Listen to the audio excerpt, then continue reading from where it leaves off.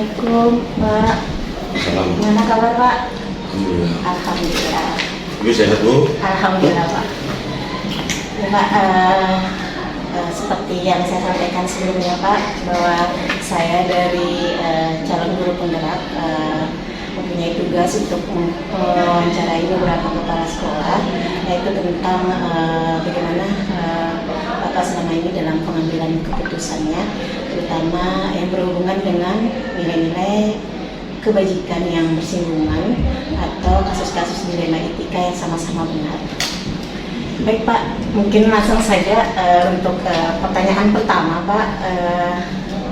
Bagaimana selama ini Bapak dapat mengidentifikasi kasus-kasus yang merupakan dilema etika atau bujukan moral, Pak?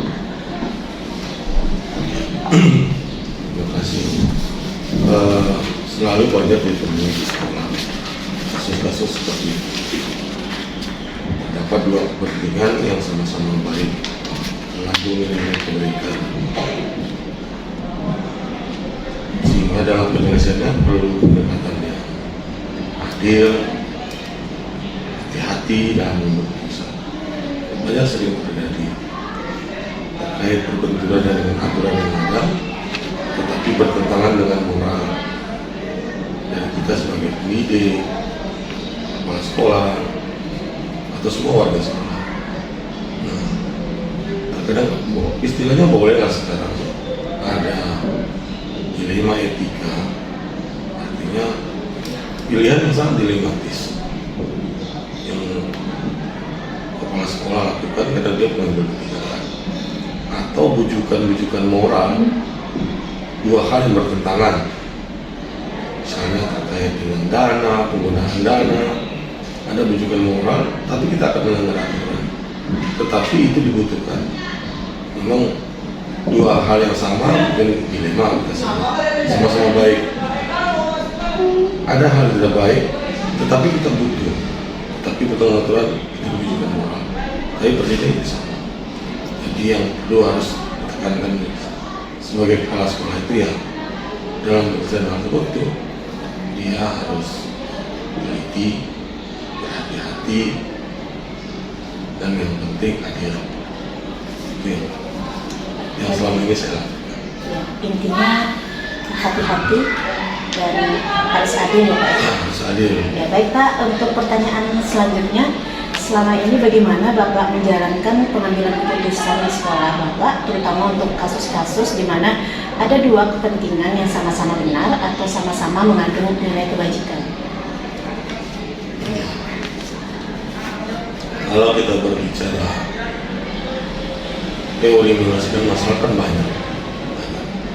Tetapi yang paling penting dalam penyelesaian yang saya ambil sebagai kepala sekolah,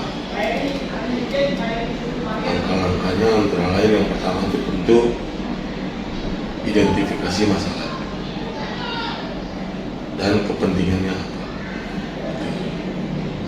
Artinya dengan hal tersebut kita bisa memahami masalah dengan jelas. Kepentingan apa yang terlibat di dalam kasus tersebut. Ini kita bisa melihat gambaran secara utuh dari sebuah masalah. Itulah yang pertama, identifikasi. Yang kedua itu kita mengevaluasi nilai-nilai etika dan konsekuensinya. Nilai apa yang mendasar dari masalah tersebut dan seberapa pengaruh kepada kita warga sekolah, baik jangka pendek ataupun jangka panjang. Ya, identifikasi, kemudian evaluasi nilai-nilainya. Kemudian kita sudah mengetahui masalah tersebut, ya kita mulai menyelesaikan masalah. Misalkan ada beberapa hal, misalnya kita konsultasi. Tapi yang pertama, kalau memangnya masalah cukup sederhana, misalnya kepatuhan anak masuk melakukan tindakan langsung yang terlihat langsung, itu misalkan tindakan tidak perlu dia diperlukan semua analisis yang lebih banyak. Nah, kemudian gunakan kriteria objektif bagaimana itu bermanfaat untuk mayoritas warga sekolah. Intinya pada seperti itu adalah keadilan yang tadi, adil terhadap siswa, kemudian dia bagaimana bermanfaat buat warga sekolah selain siswa. Artinya tidak berpengaruh negatif. Bisa ini kalau tidak tidak bagus diambil, dia akan menimbulkan efek besar tentu ketidakpercayaan, ketidakpercayaan sebagai pemimpin di sekolah tentunya tidak akan bagus dalam menjalankan program. Baik Pak, untuk pertanyaan selanjutnya, apa menjadi tantangan Bapak selama ini dalam menyelesaikan permasalahan ataupun kasus yang Bapak hadapi?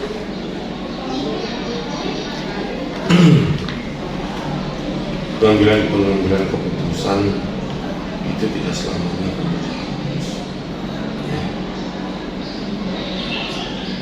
Tantangan yang paling sering terjadi yang pertama itu kepentingannya yang memang berbeda atau kepentingan yang bertentangan.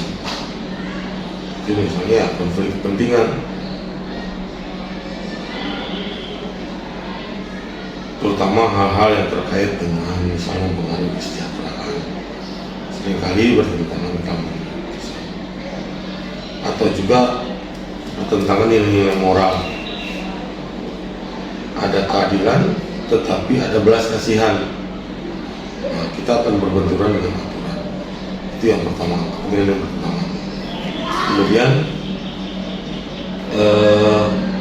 tantangan selanjutnya itu adalah kita kadang terbatas informasi, ya, sehingga dalam memutuskan sering muncul ketidakpastian akan seperti apa nanti kalau keputusan ini kita ambil, atau memang informasinya dia bias dari orang tertentu masuk pasukan satu, masuk pasukan dua, memilah-milah informasi yang berbeda ini tidak mudah. Jadi terkait informasi, terkait kepentingan, kemudian yang ketiga itu tekanan eksternal, internal, tentunya orang tua ataupun masyarakat kadang-kadang mempengaruhi keputusan etis yang kita lakukan.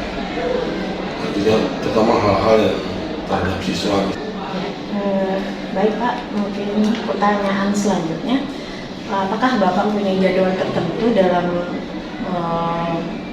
mengambil keputusan untuk menyelesaikan seperti prosedur misalnya dalam pengambilan keputusannya yang Bapak jalankan selama ini?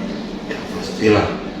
Tapi ada juga yang kadang-kadang seperti saya sampaikan di awal tadi, ada memang keputusan-keputusan itu langsung diambil pada saat itu juga. Ya. Tapi itu tentunya memperhitungkan tantangan yang tadi. Kalau tekanan, kemudian tidak akan bias keputusannya yang bisa cepat langsung. Nah, misalnya kalau kita perhitungkan kayak tadi di langkah-langkah, yang pertama identifikasi, itu waktu segera karena setelah masalah muncul harus identifikasi. Kemudian harus angka kedua itu mengumpulkan informasi, ya, sehingga dalam beberapa hari setelah beberapa hari kita identifikasi, informasi sudah terkumpul. Mencari data-data yang relevan terkait masalah. Angka ketiga, analisis masalah. Nah, mungkin itu 1 minggu atau 2 minggu tergantung pada kompleksitas masalah. Kemudian angka keempat itu kan ya konsultasi dan diskusi dengan stakeholder, ya bersama dengan waktu analisis. Berarti intinya tergantung dari situasi dan kompleksitas Ya. masalahnya ya Pak ya? Tapi yang paling penting selalu menyediakan waktu. Kesempatan kita sebagai kepala sekolah adalah monitoring, evaluasi, refleksi. Ya, kita harus tahu bahwa umpan balik dampak dari keputusan kita ambil. Penting itu monitoring, evaluasi. Yang kedua, tindak lanjut dan refleksi. Ini yang seringkali jarang kita lakukan. mungkin kalau di teman-teman guru penggerak sudah terbiasa sekarang kan dengan sedikit-dikit segala kegiatan, segala ini tetap dengan refleksinya.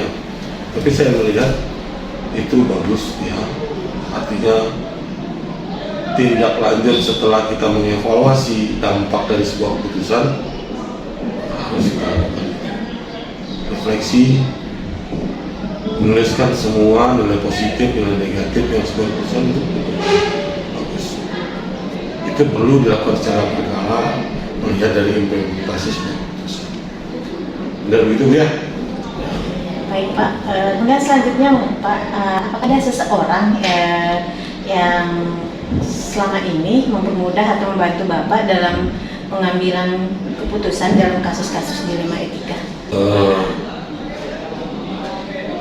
Banyak faktor sih. Yang pertama saya rasa itu adalah manajemen yang kuat. Artinya pimpinan dan wakil-wakil selalu komit, saling memahami, saling mendukung, selalu memfasilitasi proses pengambilan keputusan demi kepentingan bersama, bijaksana. Kemudian komit dia terhadap etika, nah itu menjadi sebuah contoh baik sesuai dengan aturan. Itu menjadi bisa saling mendukung dalam pengambilan keputusan. Yang kedua, yang saya anggap faktor-faktor itu adalah ada teman kita berkonsultasi, ada teman-teman yang Ya Pak, dari semua hal yang sudah Bapak sampaikan, kira-kira pembelajaran apa yang sudah Bapak petik dari pengalaman dalam pengambilan keputusan khususnya dilema etika?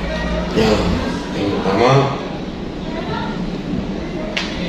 itu saya anggap adalah semua stakeholder terlibat, komite sekolah, komite masyarakat, komite sekolah itu.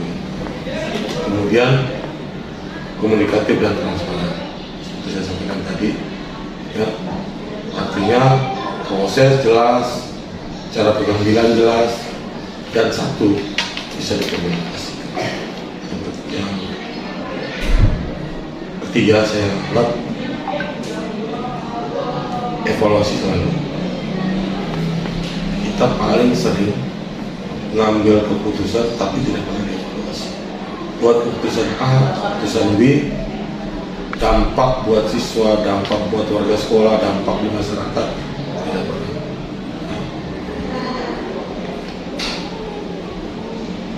Yang penutup itu adalah refleksi, selalu refleksi.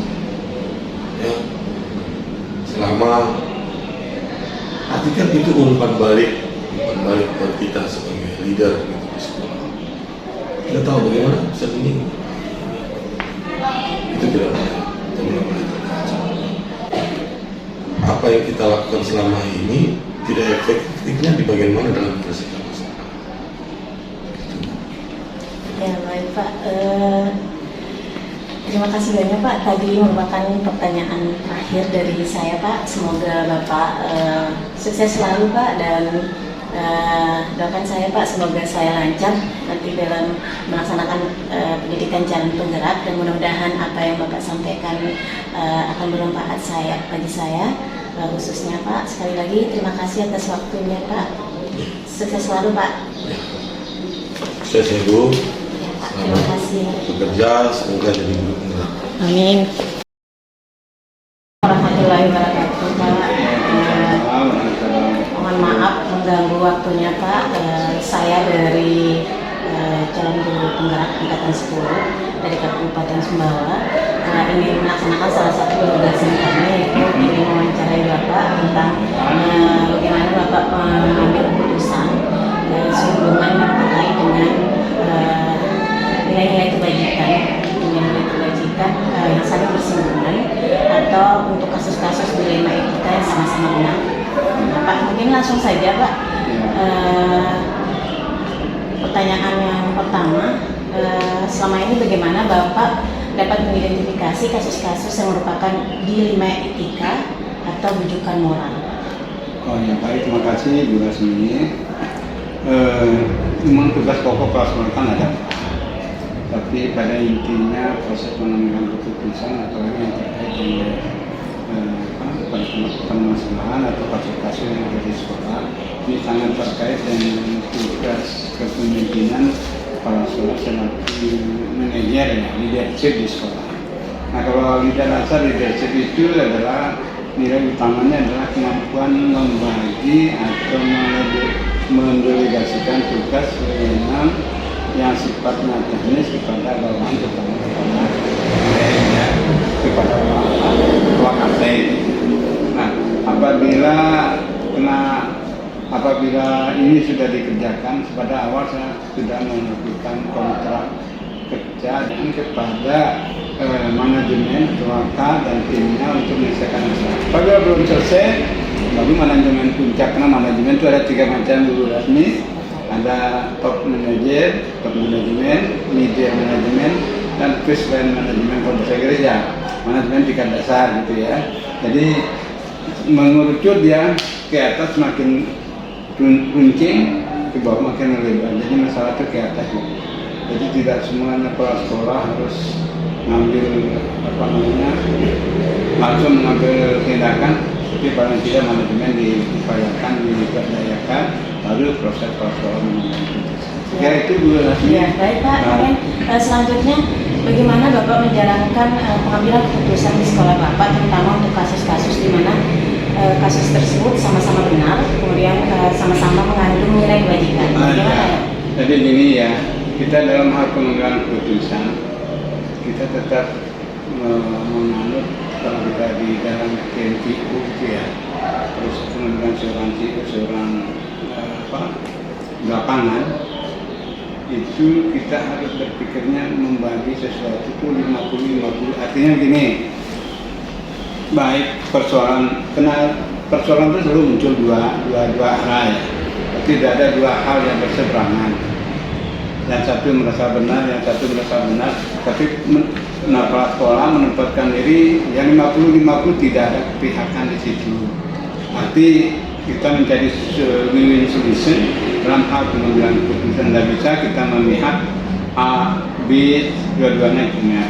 Begitu nanti yang kita carikan solusi, maka pengambilan keputusan itu 2 belah pihak harus kita mendengar kedua-duanya untuk kita cari solusi bersama. Karena solusi itu bukan kepala sekolah hanya istilahnya proses pengambilan keputusan, itu proses rangkaian pengambilan keputusan itu ada di 2 persoalan tadi.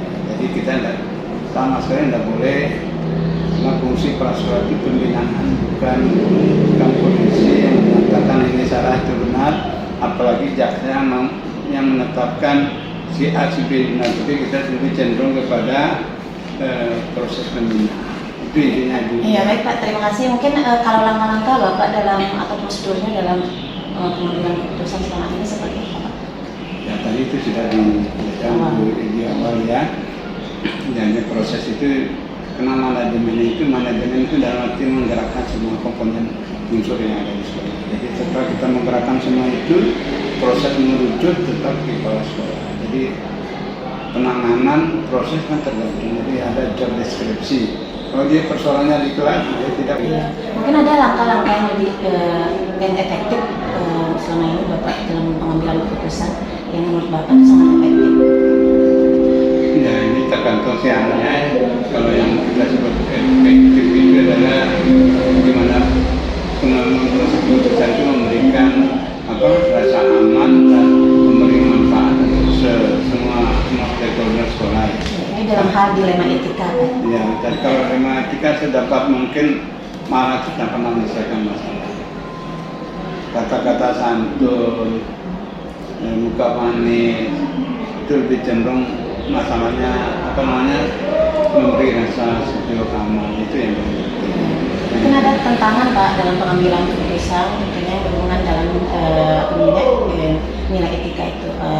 Ya, tapi kalau yang tantangan yang sifatnya tapi kita objektif yang sulit itu adalah subjek yang objektif itu yang sulit, manakala itu dikaitkan dengan saudara, dengan keluarga, dengan ini.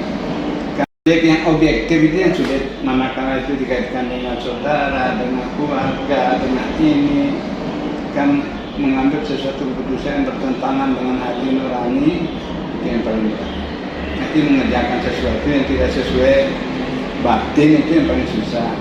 Katakan kita disuruh mengambil keputusan seperti ini, ada seorang atasan mengambil keputusan seperti ini, kita tahu bersama bahwa itu merugikan orang lain, kita merasa bersalah. Nah, itu yang paling berat. Kalau yang terkait dengan dilema pribadi kita, tapi kalau keputusan untuk kepentingan dinas atau kepentingan sekolah sudah ada masalah. Kita terlibat gampang, tapi memberi hukuman, memberi peringatan, memberi ini, itu memang tugas kepala sekolah juga. Padahal apalagi sampai marah, atau melakukan kata-kata yang kurang patut, itu yang paling sulit. Jadi kita sedapat mungkin pimpinan memberikan teladan, itu yang paling sulit. Kemudian Pak, pertanyaan selanjutnya, apakah Bapak memiliki waktu tertentu atau jadwal tertentu dalam menyelesaikan permasalahan, atau mungkin ada prosedur untuk seperti apa yang Bapak jalankan? Apakah misalnya ketika ada permasalahan diselesaikan di saat itu, atau mungkin ada prosedurnya? Ya, jadi prosedur ya kita kan. Apakah langsung Bapak selesaikan di tempat, atau ada prosedurnya menunggu dalam waktu yang lama?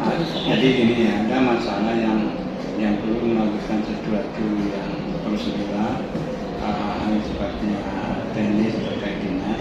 Ada juga hal yang keputusan harus segera dilakukan. Kalau hal yang sifatnya kepentingan pribadi antar personal, ya kedepan mungkin tadi itu kita selesaikan, itu tergantung masalahnya. Tapi kalau hal yang berkaitan dengan dinas kayak HIPA, jenjang ini, kebetulan saya juga kita bisa kan ada prosedur standar yang SOP yang harus dijalankan. Tapi kalau yang tidak berkaitan dengan yang itu, biasanya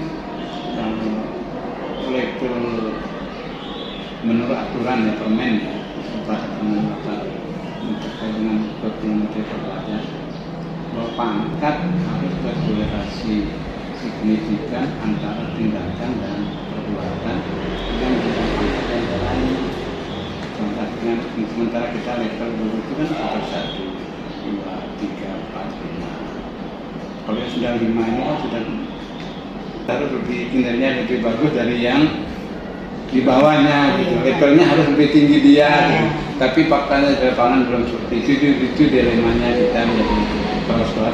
Menilainya gimana? Kita harus menuntut menilai sesuai level mereka. Itu yang dari masalah yang tidak resmi, karena kita memberikan utama kinerja di masing-masing. Apalagi di kandang, kalau kita nilainya sudah enak sih. Nah, tapi guru banyak belum memahami itu gitu loh. Ya, padahal nanti kalau dia jadi pimpinan, ilmu-ilmu yang seperti itu harus dikuasai, tidak perlu diciptakan ke orang lain. Tapi dalam hal pengambilan keputusan, dalam hal memberikan penilaian, itu kemampuan masing-masing. Terima kasih. Kemudian Pak, mungkin ada seseorang atau faktor-faktor yang mempermudah atau membantu Bapak dalam menyelesaikan permasalahan seperti ini? Ya, kalau saya semua tidak ada yang ABC, semua membantu dan semua menjadi bagian dari manajemen. Masalah itu tetap datang lakukan saja, baik datangnya lewat wali kelas, persoalan tetap ada. Baik Pak, dari semua hal yang telah Bapak sampaikan, pembelajaran apa yang dapat Bapak petik dari pengalaman Bapak dalam pengambilan keputusan dilema etika? Ya. Gimana ya? Tadi sebut dilema etika. Kalau dilema etika kan juga menurut resmi antara yang patut dan yang tidak. Kembali kepada hati nurani kita ya, yang pengambilan keputusan terutama. Saya sedapat mungkin melibatkan semua komponen. Menurut saya itu lebih banyak mendengar dalam ngomongnya gitulah intinya. Lebih banyak mendengar keluhan atau masalah baru kita melakukan tindakan agar melakukan keputusan itu menguntungkan semua pihak. Baik Pak, pertanyaan tadi adalah pertanyaan terakhir dari penjelasan saya Pak. Mudah-mudahan besok juga saya sampaikan kepada Pak atas waktunya Pak. Ibu Rasmi akan menjadi satu saat juga akan menjadi kepala sekolah karena jenjangnya sudah ada, sudah pasti. Nah itulah dia namanya kepala sekolah. Ya. Yang paling inti prosesnya kepala sekolah itu adalah nilainya itu sama dan hasil dari penentuan putusan itu yang menentukan kelanjutan manajemen sekolah. Ya, kita sudah tahu bulan resmi. Sementara ini kita dinilai sudah arah roadmap-nya itu ketajamannya sudah mengarah kepada hal yang bagus lah menurut saya, menurut orang lain, pengawas kemarin datang. Terima kasih Pak atas waktunya, sukses selalu Pak. Sukses Bu Rasmi, bantu saya terus. Saya Pak, terima kasih Pak.